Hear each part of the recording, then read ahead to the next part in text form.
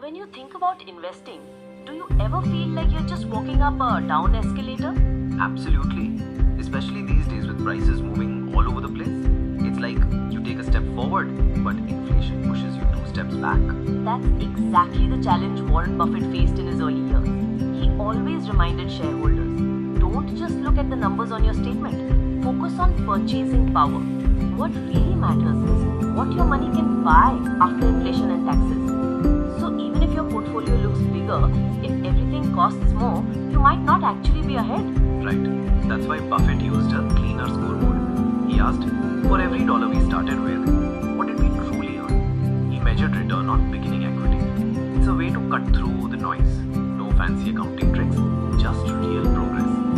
Okay, so what kind of businesses actually pass that test? What did Buffett look for? 3 things. First, pricing power or productivity gains.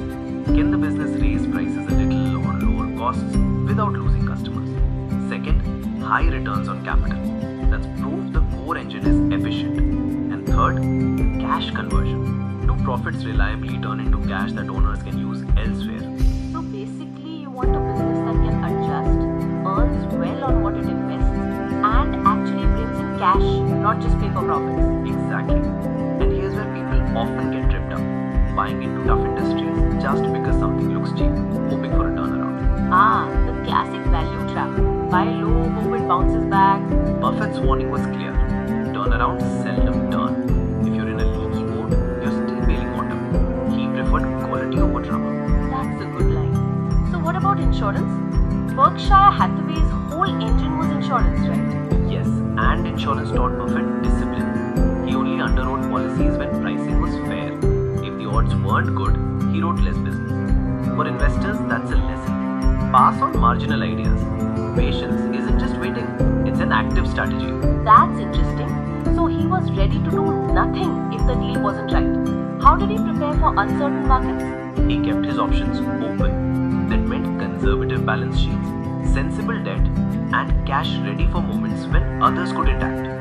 Opportunity often knocks when credit is tight and others are forced to sell. I've heard he liked share buybacks, but only in certain cases. What was his thinking there? Intelligent repurchases. If a strong business can buy its own shares below intrinsic value, owners quietly get a larger claim on future earnings. No need for flashy acquisitions, just quietly building value. And what about owning small stakes in great companies?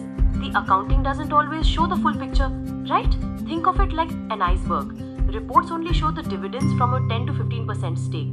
But below the surface, your share of the company's growing value is real. It's like tree rings thickening each year, even if not all of it appears in this year's income. So you have to look past the printout and ask, is value per share compounding? Exactly. Long time horizons let reasonable decisions and steady compounding do the heavy lifting. Can we boil all this down into a checklist, like 5 quick steps? Absolutely. Here are Buffett's 5 filters. First, the purchasing power test. After inflation and taxes, am I truly ahead? Second, return on beginning equity lens. Are returns strong and repeatable without fancy accounting tricks? Third, business quality. Pricing power, high returns on capital, and reliable cash conversion.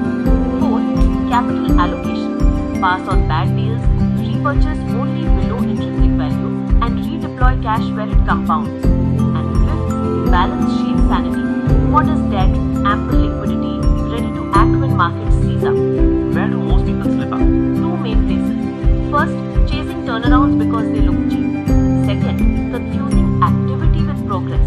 Sometimes the best move is to wait for fair odds rather than force a decision. Can you give me a simple picture to remember this?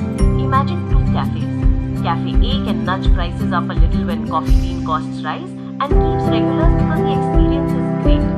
Cafe B keeps buying new machines just to keep up, and every rupee earned has to be reinvested just to stand still.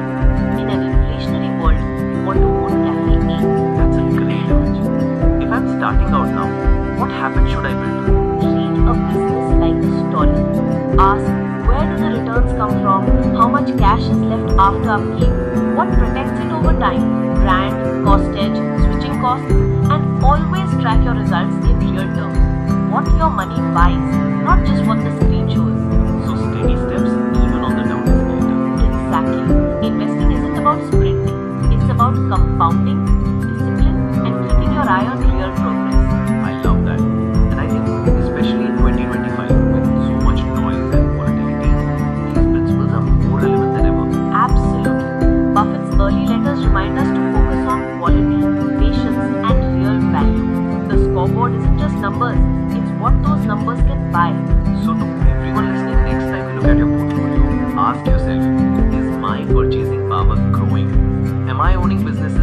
thrive, not just survive. And remember, sometimes the best move is to wait for the right pitch. Let compounding do its work. That's how you win, even when the escalator is moving against you.